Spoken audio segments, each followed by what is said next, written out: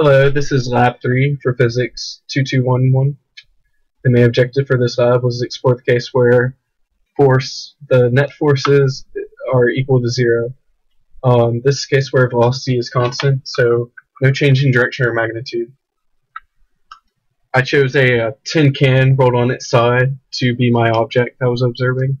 Since it's rolling, there's little friction, and it has basically constant velocity for the duration of the film. The beginning of my observation period is where the can starts in this direction.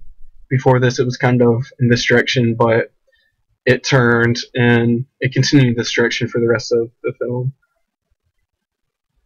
The end of the observation period is when the tin can is about to hit my foot and about to go off the screen, but it's before, so it's moving at the same speed in the same direction. My average location that I chose to use was the center of the can facing the camera, so right here. The length I was using is the diameter of the can. Think of the can as a cylinder, it's the diameter of the cylinder. The positive x-axis is in this direction, the direction of the movement of the can. The negative direction is over here.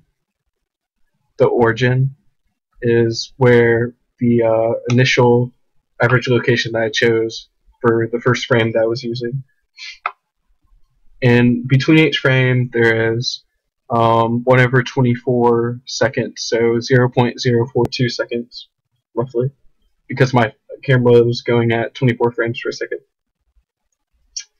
For my model, I set mass equal to 0.29767. That's about 10.5 ounces. The initial position I set to be 0.001, which is the same as right here. The ball velocity I determined by taking the final position minus the initial position all over total time, changing time. So that comes out to this value. And I run it for 0.542 seconds, the same as the ending time, final time.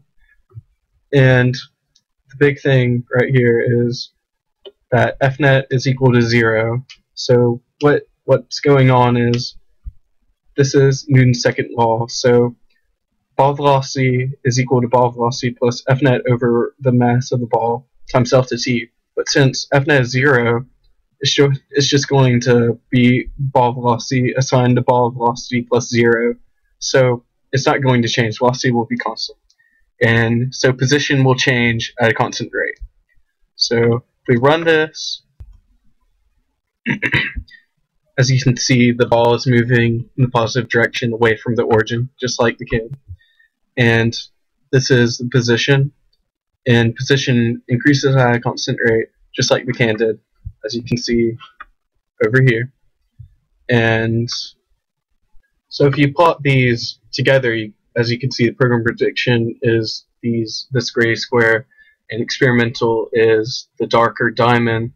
They line up very nicely together, so you can tell the program prediction is a very good estimate of the experimental data. So what this tells us is that when Fnet is equal to 0, velocity remains constant. We can see this both in the program prediction and in the experiment. So the what if question is, if I change the origin in tracker, so if I move it over here, all of these x values will increase, but change in x will remain constant, so velocity will also remain constant. So if this is 1.001 and this becomes 1.526, it'll still have the same change in x, so velocity will remain the same. If this becomes the negative x direction, this becomes the positive, all of these will be negative, and this value right here will also be negative. And what does it mean? So when Fnet is equal to 0, we know that velocity will remain constant. We know that position will change at a constant speed. And is it possible to tell the pushes and pulls? Well, there's one going into the screen, and z negative, which is weight, and then there's one going out the screen, which is the normal force, and these cancel out to equal 0.